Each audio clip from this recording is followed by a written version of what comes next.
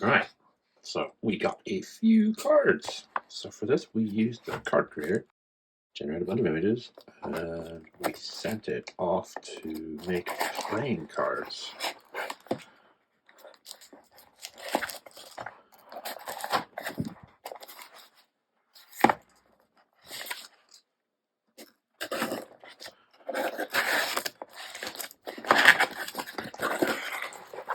Okay, so we did order a tin as well.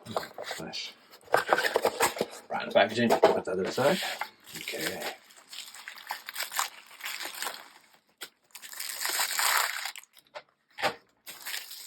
Nice. Very nice.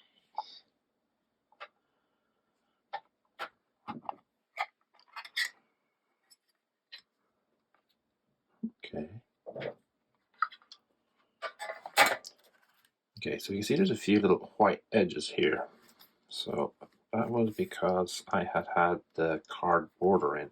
So there is, since doing this, there is now a option where you can untick the border, and what it'll do is it'll give a full bleed out. So that's to avoid these little tiny white corners. I was actually worried it was going to be a lot worse, but it actually looks pretty great.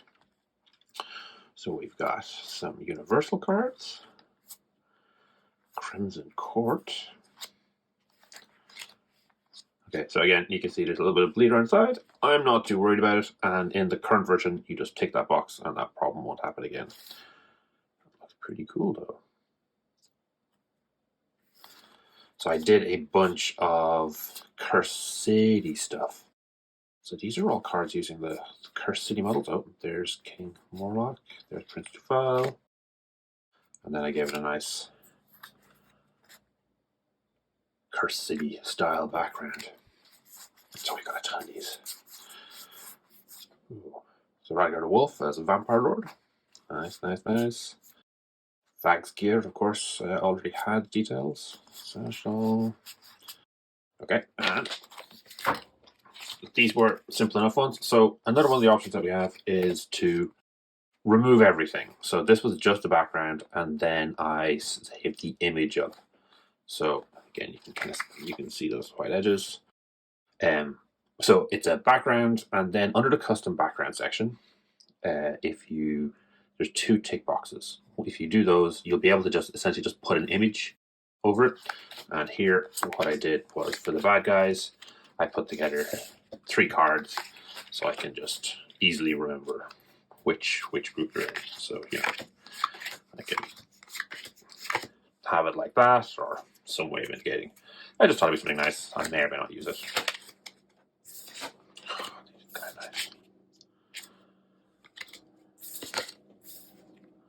So again, you can see a little bit of a white edge there.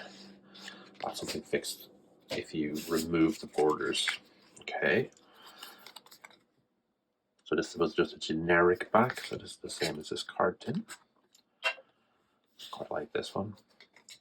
And we did some orcs. So I've been collecting the Stormbringer magazine, so I decided to add in a few of the orc images. Oh, I think I forgot the grot. Have to order more. Different style, different background for some Stormcast. A few more universal abilities. These will go over to my brother who plays Stormcast. Except maybe not these ones. So these are more of the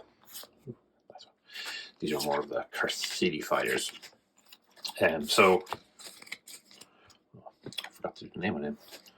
So for these, I just picked out a different option. So this is Annihilator Prime with Grand Hammer.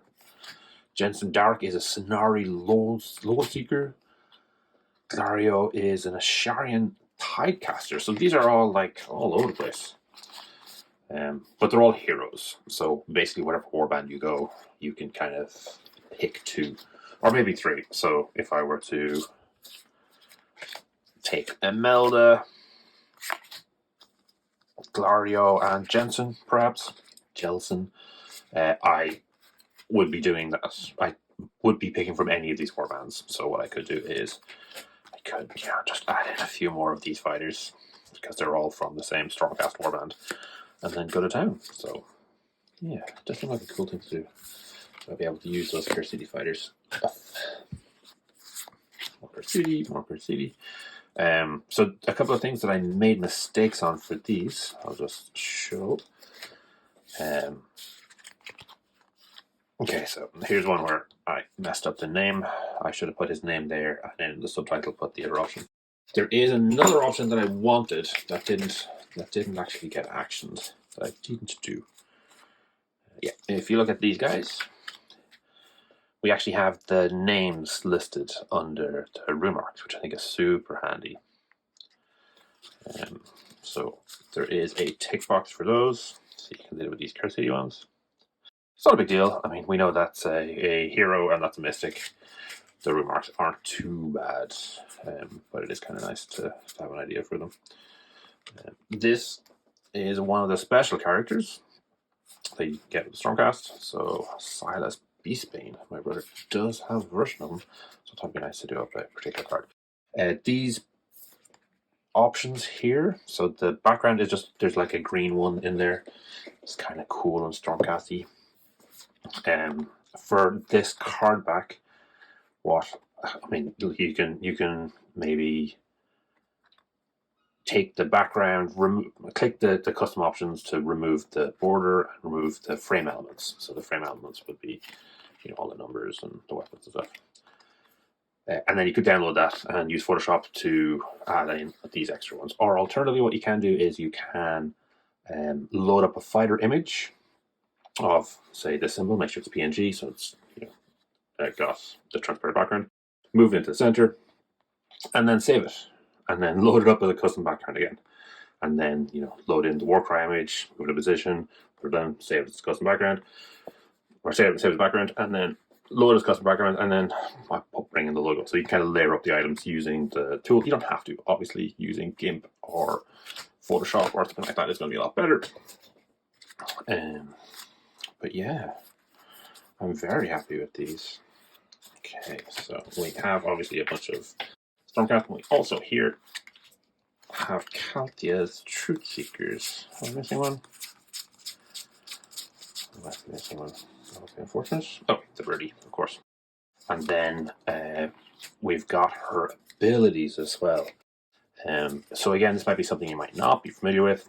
What we did here is if you only select 3 options in the ability section, then it will produce this style of card. So it's larger text, it's kind of bigger. Then what I did was I downloaded this because I haven't actually got round to redoing it into the orientation for these cards. For it was makeplaincards.com, I think it was. And yeah, so basically, if you take 3 options, you get this bigger one rather than lots. But I mean, you could do the lots. And then what I did was I saved that as the image, and then I loaded that up as a background. So under the custom background option for the fighters, I loaded that up. Remove the border and remove the frame elements. So yeah, you don't want to have those bits. And then I saved that as a card. And then when I did save it as a card, it was in the right orientation, the right thing that I could just load it up onto this website and get it down. And that's it. These are all cool. These are all pretty nice cards, and I am dead chuffed with them. They did end up a little bit expensive.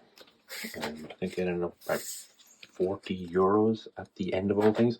Mostly that was because of postage and packaging out to Ireland. And like I added in the box because I think it was basically about a tenner packaging, no matter what I did. I think it was probably about a tenner for the box and probably about 20 to get the card printed. Like, it wasn't terrible. There might be other services that could do it, but I thought it was nice and handy.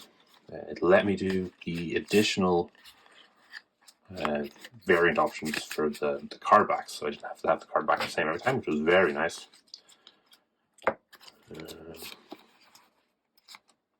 Oh, I did him twice. Interesting. No harm. Alright.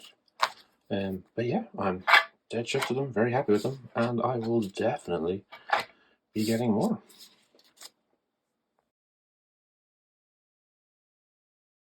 Thanks for making it all the way to the end. Hopefully you enjoyed this video. Each week I put up a new video talking about one of Games Workshop's specialist games. The goal is always to try and make the best possible two-player experience. If this is something you'd find interesting, please subscribe to the channel and comment to let me know what you'd like to see in future.